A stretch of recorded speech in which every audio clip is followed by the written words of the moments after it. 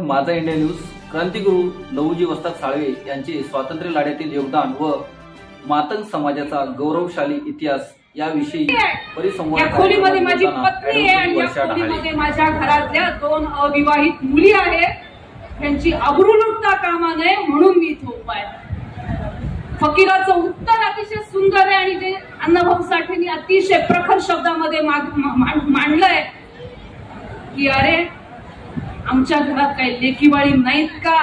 लेकीवाळीची अब्रू आणि इज्जत काय असते ही आमच्याशिवाय कोणाला माहित नाही आणि जो पोटाने भुकेलेला असतो तो कोणाची अब्रू लुटत नसतो। हे उत्तर फकीरांनी ज्यावेळेस दिलंय तो फकीर आमच्या समोर उभा केलाय अण्णाभाऊ साठेंनी। ज्यावेळेस एखादा लेखक लिहितो तो त्याचं लिहित नसतो, त्याच्या रक्तामध्ये जो डीएनए असतो तो ते मांडत असतो आणि मला असं वाटतं ह्या रक्ताचा डीएनए जो आहे हा अनादी कालापासून जो आमच्या पुढे मांडलेला आहे तो आम्ही अभ्यासण्याची गरज आहे। म्हणून म्हटलं मला अभिमान वाटतो की मी त्या वंशात जन्माला आलेली नाही, मी त्या जातीत जन्माला आलेली नाही, परंतु अनेक वर्ष ज्यावेळेस छत्रपती शिवाजी महाराजांचे विचार मांडण्याची संधी मिळते त्याच वेळेस कुठेतरी अण्णाभाऊ साठेंचे विचार देखील मांडण्याचा मोह आवरत नाही आणि लहुजींचं कार्य काय होतं हे समाजापुढे आणण्यासाठी मला अतिशय आनंद होत असतो। ज्यावेळेस स्वातंत्र्य लढ्याची आपण भाषा करतो 2 प्रकारचे इथे प्रवाह होते, विचार प्रवाह होते। एक होता मवाळ विचार प्रवाह आणि एक जहाल विचार प्रवाह। आजच्या तरुणाला जर विचारलं की तुझ्या कानाखाली जर मारली तर तू काय करशील, दुसरा गाल पुढे करशील की त्याच्या सणसणीत कानाखाली मारशील, तर मला असं वाटतं 99% मुलं म्हणतील की त्याच्या सणसणीत कानाखाली मी मारल।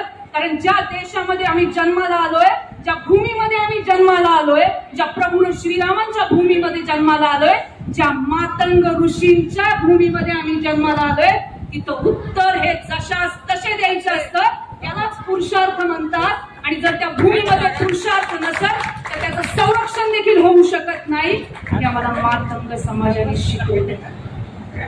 परंतु महाराजांनी जे दुःख व्यक्त केलं आता आमचा समाज कुठे, आम्ही चुकतोय कुठे? कारण आमच्या बापजात्यांनी आम्हाला सांगितलं नाही की आम्ही काय पराक्रम केलाय तो आता सांगण्याची वेळ आलेली आहे। ज्यावेळेस कपाळाला कुंकू लावून आम्ही बाहेर निघतो त्यावेळेस आम्हाला माहिती असतं की आमचं रक्षण करणारा कुठेतरी आजूबाजूला आहे। ज्यावेळेस छत्रपती शिवाजी महाराजांच्या त्याचं वर्णन आता महाराजांनी केलं की 4 बाजूला 4 मान तिथं आहेत।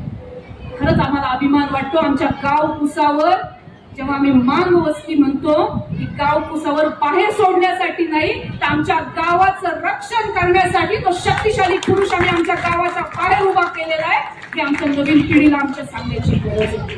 आम्ही इतिहास नेहमी चुकीचा सांगत गेलो आणि आमचा इतिहास चुकीचा सांगण्याचा कार्यक्रम जर कुणी केला असेल तर ह्या देशाच्या शत्रूंनी केलाय। कारण त्यांना सगळ्यात आधी जर कुठे छेद द्यायचा होता तर आमच्या शक्तीवर द्यायचा होता।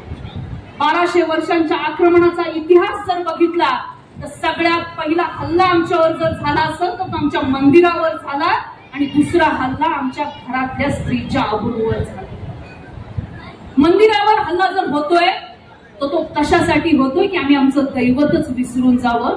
आज जर आमचं मंदिर नष्ट झालं तर पुढच्या पिढीला आमचं मंदिर बघण्याचं भाग्य लाभत नाही। कोण हनुमान होते, कोण राम होते हे पुढच्या पिढीला माहित नसतं आणि मग आमचं बाळ आम्हाला कधी विचारत नाही की हे कोणते देव आहेत। मग हनुमानाचा इतिहास, हनुमानाच्या शक्तीचा इतिहास आमच्या पुढच्या पिढीला आम्हाला सांगता येत नाही। म्हणून हा धर्म आणि ह्या धर्माचं रक्षण जर खऱ्या अर्थाने आजपर्यंत कुणी केलं असेल तर महाराज मला असं वाटतं ते मातंग समाजाने केलं। परवाच आपल्या समाजातले एक बंधू मला पुण्यामध्ये धनराजजी भेटले, त्यांनी दुःख व्यक्त केलं। त्यांनी स्पष्ट शब्दामध्ये सांगितलं ताई आमचं तुमच्याकडे काही मागणं नाही, परंतु एकच सांगतो हजारो वर्ष आक्रमण झाल्यानंतर जर धर्म कुणी बदलला नसेल तर तो फक्त मातंग समाजाने। आणि हिंदुत्व आमच्या कपाळी हे लिहिलेलं आहे आणि इथून पुढे देखील किती संकट आली आम्ही हिंदुत्व सोडणार नाही। एक भाऊ म्हणून तुम्हाला मी वचन देतो। कारण आज जसं मगाशी म्हटलं आम्ही आमचा इतिहास विसरलो आणि आमचा इतिहास आमच्या समोर येऊन उभा राहिलाय।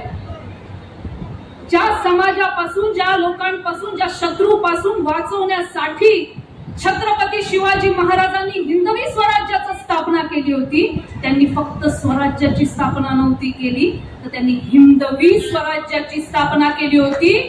आणि त्या हिंदवी स्वराज्याचं रक्षण करण्यासाठी जर त्यांच्या बरोबर कोणी होतं तर जिवंत वाघ खांद्यावर घेऊन येणारे आमचे राघोजी साळवे होते. याचा अभिमान आम्हाला.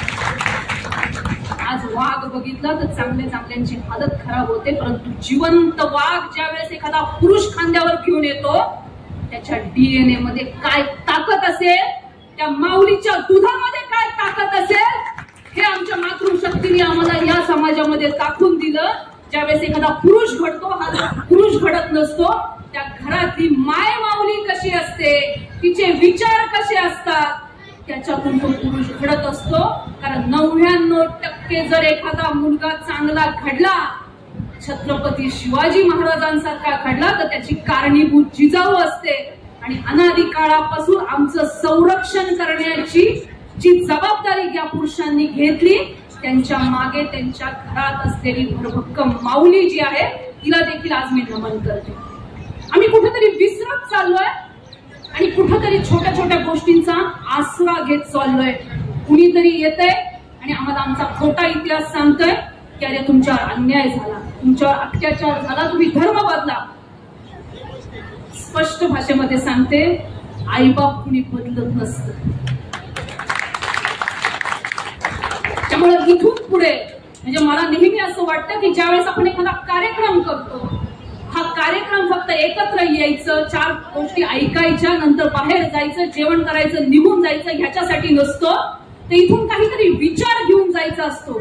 मला असं वाटतं इथं जितक्या माय माऊली बसल्या, त्यांनी जर आज ठरवलं की मला लहुजींचे विचार माझ्या घरामध्ये पहिले पसरवायचे, तर एक लहुजी जर संपूर्ण इंग्रज साम्राज्याला धक्का देऊ शकतो, तर मला असं वाटतं ज्याचं स्वप्न लहुजींनी बघितलं होतं, छत्रपती शिवाजी महाराजांनी बघितलं होतं, तो अखंड भारत करण्याचं स्वप्न जे हे इथं बसलेल्या माय माऊलीमध्ये ताकद आहे. म्हणून मला असं वाटतं कुठलाही कार्यक्रम जो असतो तो फक्त कार्यक्रम म्हणून घेता कामा नये, जीवनाला कलाटणी देण्याचा दिवस म्हणून मानलं गेलं पाहिजे. कारण आज इथं जवळजवळ 3 पिढ्या बसलेल्या आहेत की ज्यांनी हे कष्ट सोसलेले आहेत, ज्यांनी हे कष्ट पाहिलेले आहेत. महाराजांनी ज्या पद्धतीने अण्णाभाऊ साठेंचं वर्णन केलं, खरोखर अंगावर काटा उभा राहतो, डोळ्यात पाणी येतं की आज सगळ्या सुखसुविधा असताना देखील आपल्यासारख्या लोकांना देखील समाजामध्ये बदल करताना त्रास होतो. त्या व्यक्तीला काय कष्ट सहन कराव्या लागले असतील, हा इतिहास समोर उभा राहतो. परंतु समाजाला ज्यावेळेस बदलायचं असतं, तो समाज बदलत नसतो, कारण त्या समाजामध्ये उद्याची आमच्या घरातली देखील पिढी असते, आमची मुलं देखील त्या समाजामध्ये असतात. आणि म्हणून आजच्या या कार्यक्रमाच्या निमित्ताने स्वातंत्र्य लढा ज्यावेळेस आपण म्हणत होतो, स्वातंत्र्य लढ्याचे विचार पहिले महत्वाचे होते. ते विचार हे होते की हा माझा देश आहे, या देशासाठी मला रक्तपात करण्याची वेळ आली तरी चालेल. लहुजींनी स्वतःच्या वडिलांना त्या युद्धामध्ये घोड्यावरून खाली पडताना बघितलंय आणि त्या इंग्रजांनी अतिशय वाईट पद्धतीने अक्षरशः लाथा मारून त्यांना त्रास दिलाय. हे याची देही याची डोळा 23 वर्षाचं ते तरुण पोरग बघतंय आणि त्यावेळेस ते शपथ घेतंय की या शनिवार वाड्याचा जो भगवा उतरला गेलाय, तो जोपर्यंत परत लागत नाही तोपर्यंत मी माझा लढा चालू ठेवणार. त्याच्यासाठी मला माझ्या जीवाचं रान करावं लागलं तरी चालेल, पण मी मागे हटणार नाही. जगेल तर देशासाठी आणि मरेल तर देशासाठी हे फक्त वाक्य नाही, त्याच्या मागची भूमिका खूप मोठी होती. कारण जर तुमच्या डोक्यामध्ये विचार येतोय तर त्याचं अंमलबजावणी होण्याची गरज असते. म्हणून म्हटलं की एका गालावर मारल्यावर दुसरा गाल पुढे करणाऱ्यांची आमची जात नव्हती. म्हणून गंजपेठेमध्ये त्यांनी तालीम सुरू केली, कारण तिथे नुसती वैचारिक आपल्याला बैठक करायची नाहीये, तर आपल्याला शरीर यष्टी घडवायची आहे.